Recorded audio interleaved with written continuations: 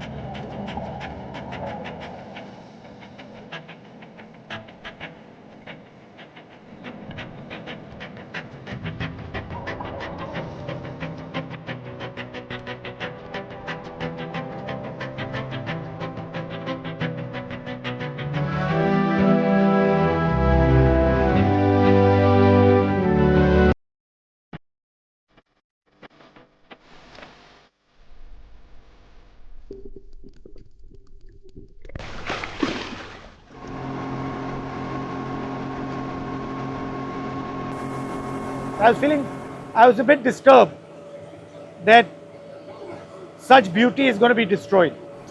I was like, more and more people should experience this. I don't think people understand, certainly the government doesn't understand. You're not going to be able to recover this once it's gone. Some tribal people came to see me and they said, listen, we want you to go to the Andaman Nicobar Islands and we want you to see what is going on, the ecological damage that is going on in the Andaman and Nicobar Islands. I've always had a sense that when someone is telling me, come and see what's going on, I always like to go and see with my own eyes. So on this trip, we went to the Andamans and the Nicobar.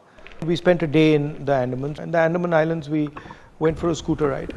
Okay, we met the locals there, we spoke to them. We met the tourists there, we had a chat with them as well. We are 100% on board with pushing and developing facilities for ecologically balanced tourism in the Andaman Islands.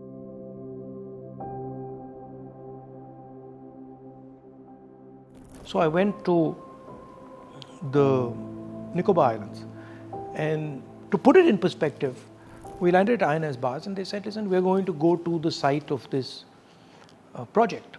Imagine that you're driving straight in a car for 40 minutes in the most pristine forest. That's the size of the project that they're building. Now, what is the plan? The plan is you cut these thousands and thousands of trees and you illegally ship them out and you make billions and billions of dollars, and you use that money to build your hotels, your casinos, and your little real estate play. That's what's going on. 161 square kilometers. Please understand this. This is 4 times New Delhi. Okay? And they're building this project in the most pristine ecological environment this country has. And they're snatching away the land from people who are made to settle there, and they're snatching away the land from tribals. Now, INS Bars, which is the Navy base that the Congress party has built, for 5 years has been asking for an expansion. If you want to make an argument, or you want to make a military argument, then absolutely expand INS Bars. Make it as big as you want. Okay, and by the way, there is no need to cut rainforest in INS bars. I've seen it, because around the INS bars there is plenty of land that you can expand. INS bars is also on the coast. The point is that they want to help Mr. Adani, and these criminals are hiding behind the navy, behind the forces, to steal Indian land. That's what's happening. They're saying they want to build a port, a transshipment port. It's a non-starter because they are already building a port in Kerala, which is on the mainland. So that's the first lie. The second point, please explain to me, where do hotels, rest houses come in to the defense of our country? How are they correlated? The other lie that they're telling is that this forest has 145 trees a hectare, which is basically a lie. This forest has 145 trees in a few meters, not a few hectares. The problem is you want to steal 1.5 crore trees, each of which cost 3 lakh rupees, and fund your own little real estate play. That's the problem. So don't give me this nonsense about defense of India.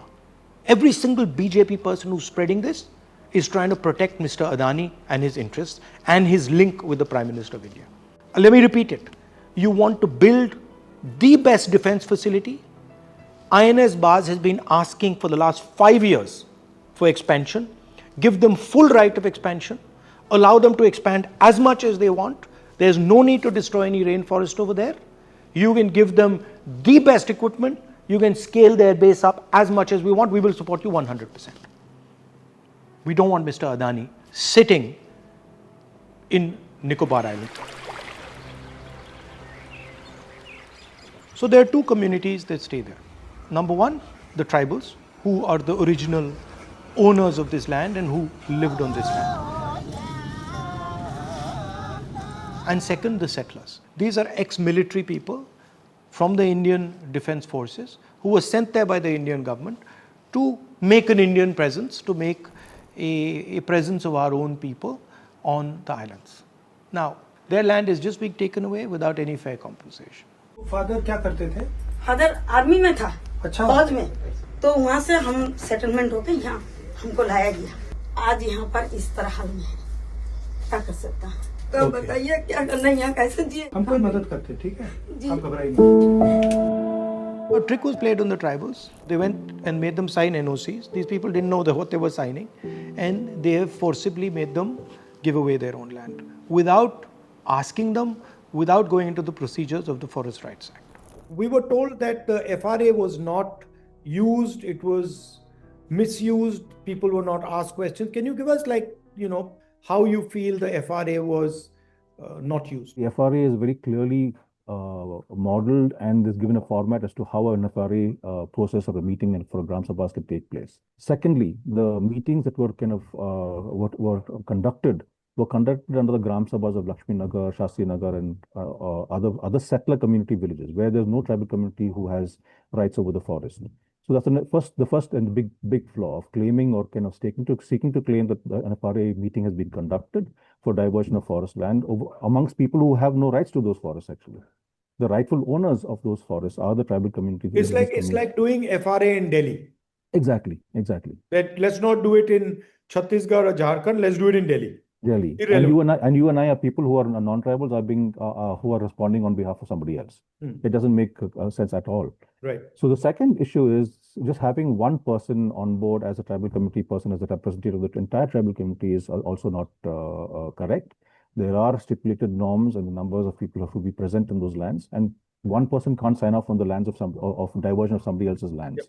So it's a very clear-cut violation of the norms and the rules through the FRA. In 2018, under the aegis of the Niti Aayog, there was a subcommittee formed. I was also part of it, and our objective was to try and record and report on from the ground as to how the tribal communities responded to this entire proposal. And it is very clear that the settler communities had a yearning for development, and they still do. They have been denied and been apathetic to the developmental needs of the community there. Whereas the Nicobaris were very clear that they did not want tourism on in their villages or their land. They wanted to be left alone to carry on their own lives. And most important was actually the Champagne, who we interviewed and got on camera. किनार में सफाई करोगे हाँ किनार में सफाई करके इधर बना होता है इधर नहीं क्रीम बिल्कुल चढ़ना तो ये बोलता है जंगल सफाई करने से इधर करो नाली समुद्र किनार में कर दो हम लोग का पहाड़ में चढ़ना नहीं टिकरी बिल्कुल चढ़ना नहीं Champagne, both women and men. Only one man is there in the video, which is not made public. But where both the old lady and the man says, please do not come into our forest. These are our forests where we feed our children. And that voice has not been adhered to or heard from the people concerned. Tell us a little bit about the destruction of coral and, this idea that they suddenly said the coral doesn't exist. I mean, I was shown a older map of coral and then a new map where suddenly there's no coral. It's true that if you compare that map between 20 and 21, corals have disappeared, which definitely raises sort of serious concerns. Another interesting point is that these reefs are fringing reefs. So in official documents that where they've changed the map, they've also called these reefs as atoll reefs, which is not true. These are all fringing reefs. They start growing from as shallow as 1 feet. And they go down up to 25 meters, and they of course grow in areas where they need sunlight because the animals, they need photosynthesis, so they grow in up to 25 meters. So they are found everywhere, and definitely in terms of damage, if there is a proposed project goes ahead, there's definitely going to be big impact to the corals. Another point is which is that corals are under Schedule 1 of the Indian Wildlife Protection Act, which means they have given highest level of legal protection, as stringent as what tiger gets. So killing a coral is as a punishable offense as what you have for tigers. And that is something which is not spoken about. So destroying Nicobar corals is as if you're killing hundreds and hundreds of tigers in India. That's the same. Exactly.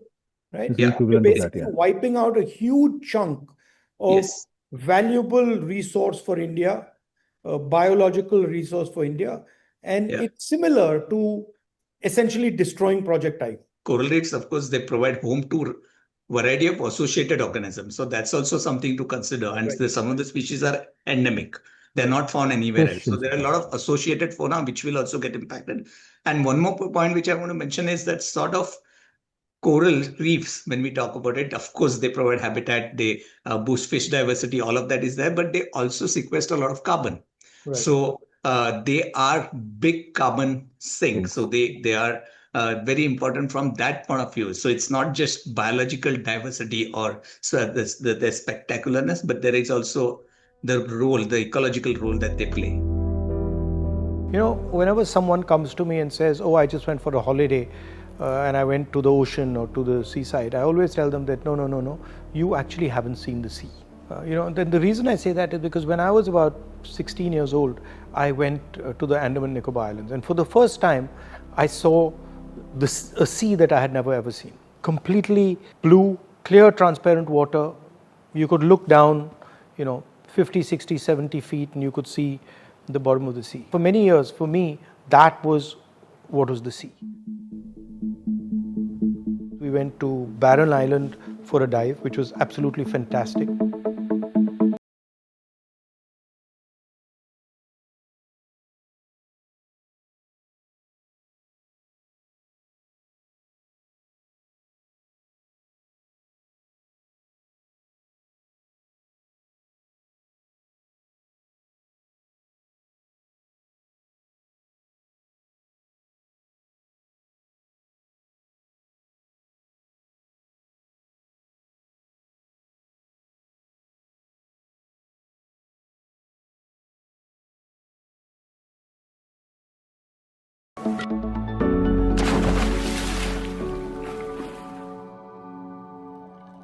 I really enjoyed diving for 2 or 3 reasons.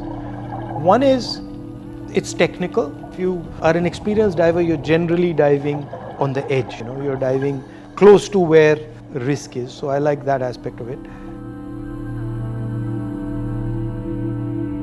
It's like another planet. The fish are doing their own thing. Each one has its own little sphere. They're fighting with each other. They're running from each other. They're friendly. So it's a completely different universe. It's a beautiful universe. In fact, pretty much anybody who's seen it with his own eyes is hooked. So for me, swimming or diving or free diving are going back to your origins and being comfortable in your roots. And that's how I think about forests or animals or jungles.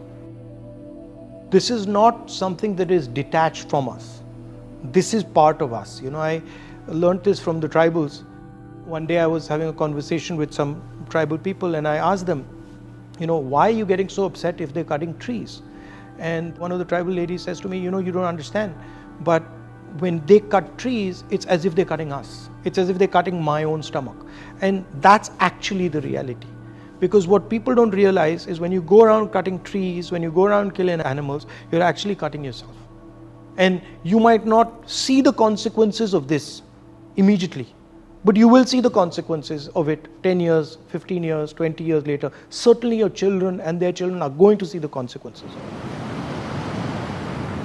Also, the thing is, in our philosophy, unlike the Western philosophy, you can listen to the sea, you can talk to the sea.